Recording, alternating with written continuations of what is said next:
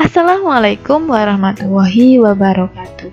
Halo anak-anak, kembali lagi dengan Ibu Desi dalam mata pelajaran Sejarah Indonesia.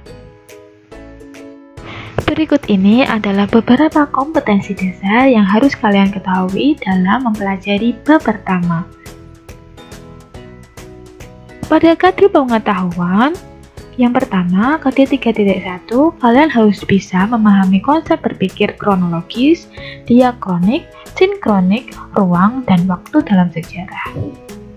KD 3.2, menganalisis kehidupan manusia dalam perubahan dan keberlanjutan.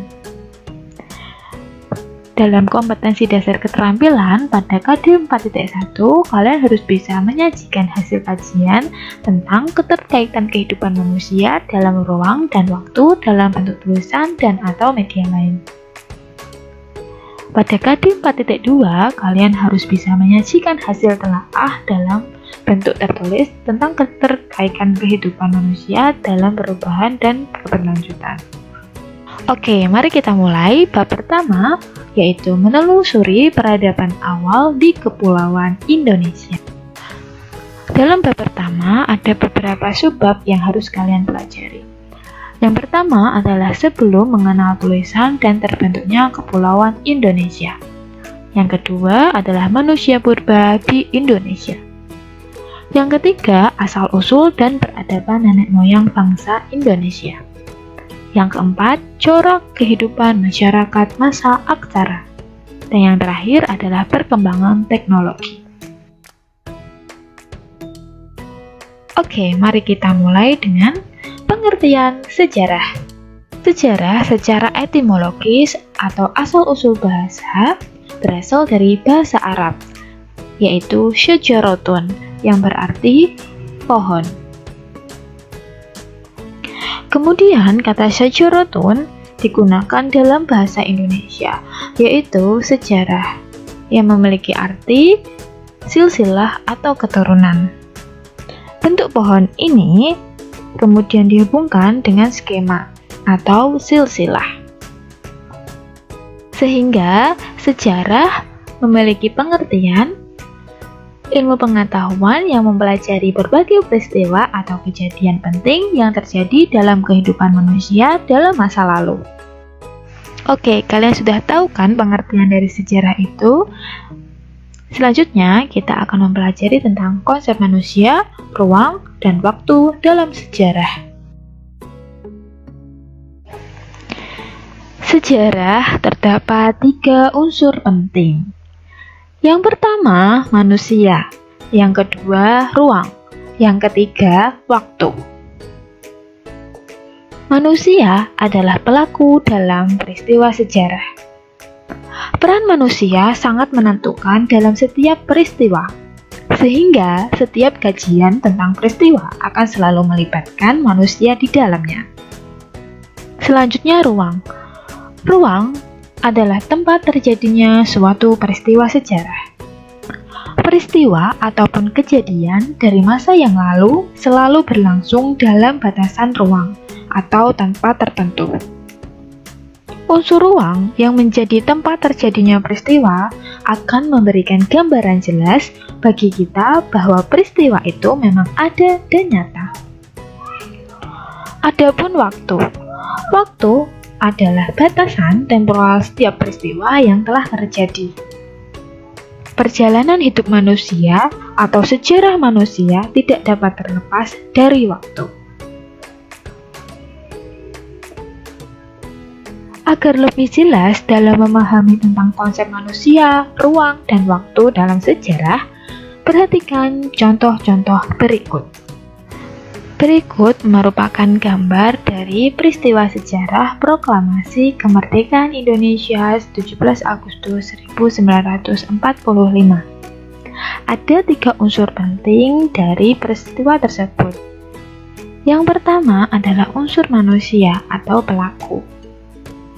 Dari gambar kita bisa mengetahui ada beberapa pelaku yang terlibat dalam peristiwa sejarah proklamasi kemerdekaan Indonesia 17 Agustus 1945. Antara lain, yang pertama Soekarno, yang kedua Dr. Andes Mohatta, yang ketiga Daidonko Latif Hendraningrat, dan yang keempat dan lain-lain. Ada pula unsur ruang atau tempat terjadinya peristiwa. Tempat terjadinya peristiwa sejarah proklamasi kemerdekaan Indonesia 17 Agustus 1945 adalah di halaman rumah Soekarno di Jalan Pegangsaan Timur 56 Jakarta Timur. Yang ketiga adalah unsur waktu. Waktu terjadinya peristiwa proklamasi kemerdekaan Indonesia 17 Agustus 1945 adalah pada tanggal 17 Agustus 1945. Contoh peristiwa sejarah selanjutnya adalah peristiwa sejarah berhentinya Soeharto sebagai Presiden RI tahun 1998. Ada 3 unsur penting dari peristiwa sejarah ini. Yang pertama adalah unsur manusia atau pelaku. Dari gambar, kita bisa mengetahui ada beberapa pelaku yang terlibat dalam peristiwa sejarah tersebut. Yang pertama adalah Soeharto. Yang kedua adalah B.J. Habibie. Dan lain-lain. Unsur ruang dalam peristiwa sejarah tersebut adalah di Istana Merdeka. Dan unsur waktunya yaitu pada tanggal 21 Mei 1998. Nah, pasti kalian sudah paham ya, 3 unsur penting dalam sejarah. Yang pertama manusia, ruang, dan waktu. Oke, mari kita lanjutkan ke materi selanjutnya, yaitu cara berpikir kronologis dalam mempelajari sejarah. Kronologi berasal dari bahasa Yunani, yaitu kronos dan logos. Kronos artinya waktu, sedangkan logos artinya uraian atau ilmu. Sehingga kronologi adalah ilmu yang mempelajari peristiwa sejarah sesuai dengan urutan waktu terjadinya dari awal hingga akhir. Kira-kira apa ya manfaat berpikir secara kronologi dalam sejarah? Manfaatnya adalah yang pertama, agar penyusunan sejarah tidak rancu.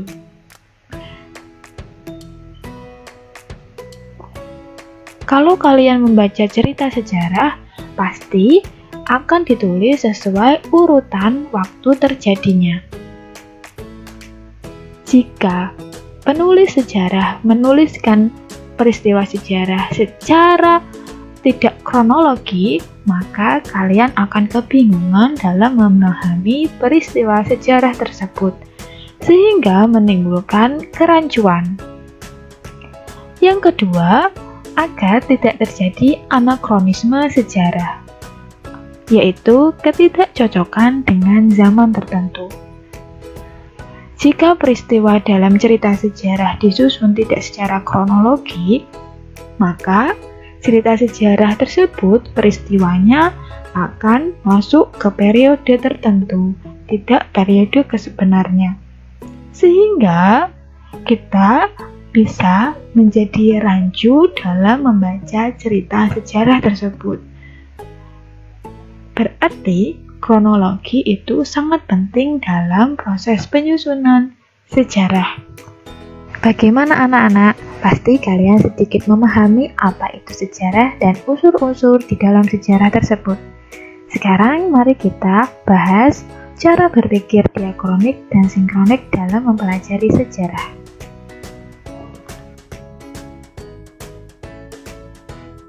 Anak-anak, kalian itu tipe anak yang seperti apa ya jika ingin mengetahui suatu kejadian?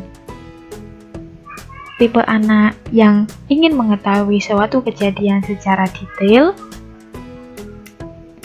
atau tipe anak yang ingin mengetahui beberapa kejadian sekaligus secara kronologis. Nah, dua cara berpikir ini berkaitan dengan cara berpikir secara sinkronik dan diakronik. Lalu, apa ya bedanya cara berpikir sinkronik dan diakronik itu? Kemudian, mengapa cara berpikir ini harus dipelajari dalam sejarah? Untuk mengetahui penjelasannya, yuk simak penjelasan berikut. Oke, yang pertama kita akan membahas tentang cara berpikir secara diakronik. Perbedaan dari cara berpikir sinkronik dan diakronik bisa dilihat dari sifatnya yang berbeda. Sejarah dapat dipastikan bersifat diakronik, yaitu pembahasannya memanjang dalam waktu. Sehingga, berpikir diakronik dalam sejarah adalah berpikir mengenai peristiwa sejarah secara menyeluruh dalam runtutan waktu yang panjang tetapi terbatas dalam ruang. Sejarah membicarakan suatu peristiwa secara kronologis, yang mengutamakan memanjangnya gambaran peristiwa dalam dimensi waktu tetapi dalam ruang yang terbatas.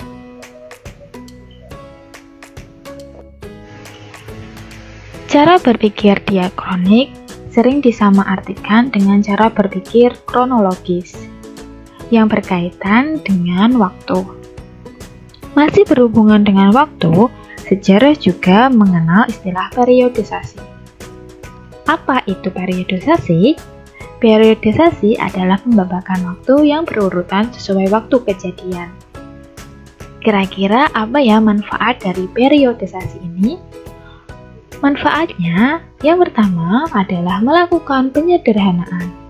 Yang kedua, periodisasi dapat memudahkan klasifikasi peristiwa. Yang ketiga, periodisasi dapat mengetahui peristiwa secara kronologis. Dan yang keempat, periodisasi bisa memenuhi persyaratan sistematika ilmu pengetahuan. Cara berpikir selanjutnya adalah cara berpikir secara sinkronik. Yuk kita simak penjelasan cara berpikir sinkronik. Ketika sejarah bersentuhan dengan ilmu sosial lain seperti geografi, ekonomi, dan sosiologi, maka sejarah menjadi ilmu yang bersifat sinkronik. Cara ini memberikan gambaran peristiwa sejarah secara luas dan detail, yaitu bisa dari segi politik, budaya, dan ekonomi. Karena kita dapat menggali semua informasi sebanyak-banyaknya dalam suatu peristiwa tersebut. Jadi, kesimpulannya, cara berpikir secara sinkronik adalah mempelajari sejarah dalam kurun waktu tertentu dalam lingkup yang lebih luas.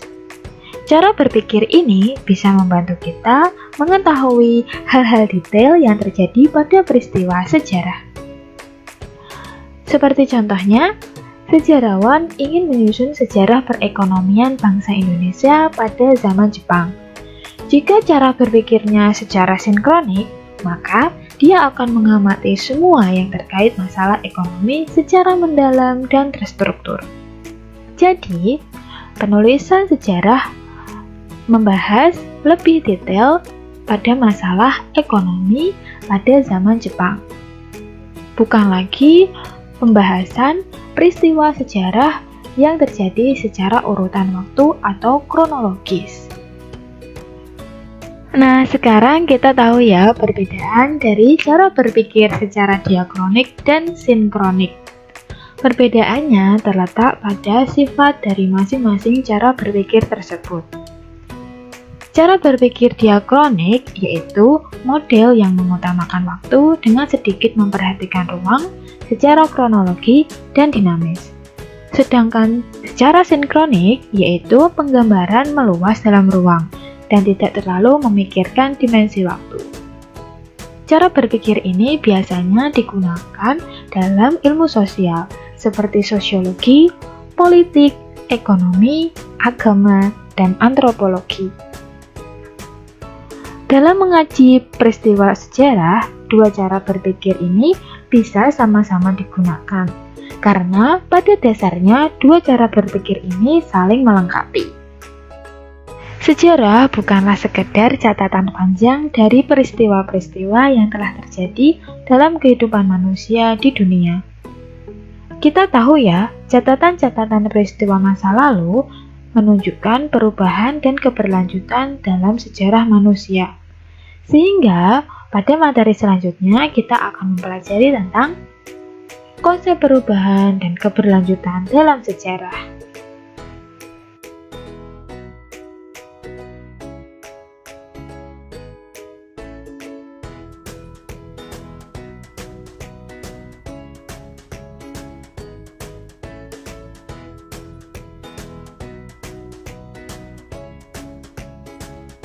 Konsep perubahan. Perubahan adalah peristiwa atau kejadian yang membuat perbedaan. Aktivitas yang kita lakukan sekarang ini mungkin memiliki perbedaan dengan aktivitas yang akan kita lakukan esok hari.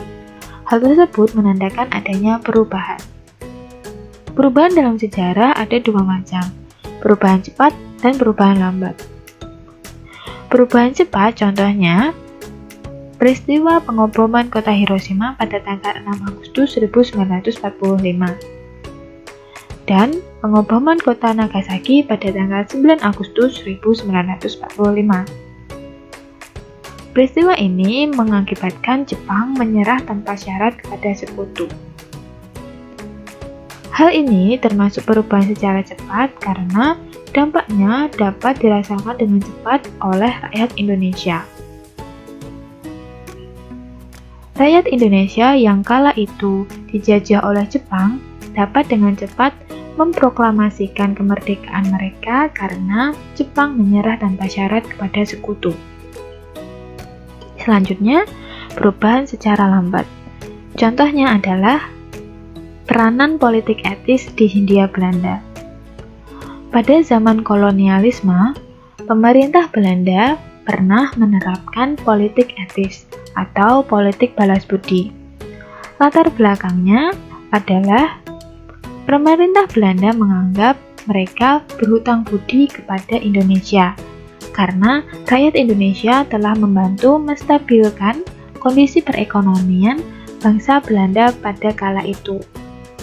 Sehingga pemerintah Belanda memberikan atau menerapkan politik etis atau politik balas budi. Ada 3 program dalam politik etis ini. Yang pertama, edukasi atau pemberian pendidikan. Yang kedua, irigasi, memberikan sarana pengairan. Dan yang ketiga, transmigrasi. Penerapan politik etis ini termasuk perubahan secara lambat. Kenapa? Karena dampaknya dapat dirasakan secara lambat oleh Indonesia.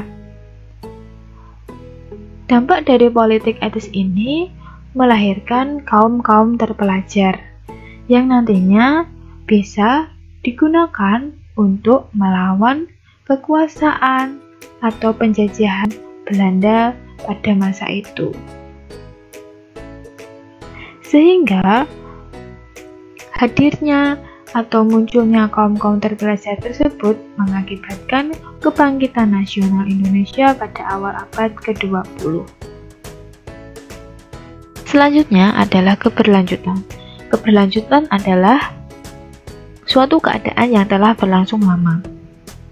Keberlanjutan ini merupakan kebalikan dari perubahan. Karena kita tahu bahwa suatu peristiwa yang berlanjut berarti tidak mengalami perubahan. Contohnya adalah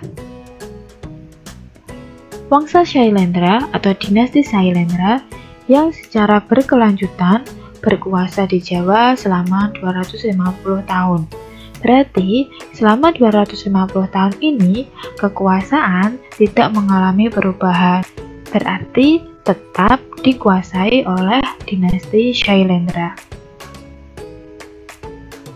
Jika diumpamakan seperti garis, Keberlanjutan berlangsung secara garis lurus sampai terjadi perubahan sehingga berlangsung secara zigzag. Perubahan dan keberlanjutan dapat kita ketahui dengan cara membandingkan dua atau lebih peristiwa atau keadaan pada masa lalu. Selain itu, perbandingan juga dapat dilakukan antara dua atau lebih peristiwa masa lalu dan peristiwa masa kini. Oke, itulah penjelasan tentang materi di bab pertama. Terima kasih sudah menonton ya. Thanks for watching. Wassalamualaikum warahmatullahi wabarakatuh.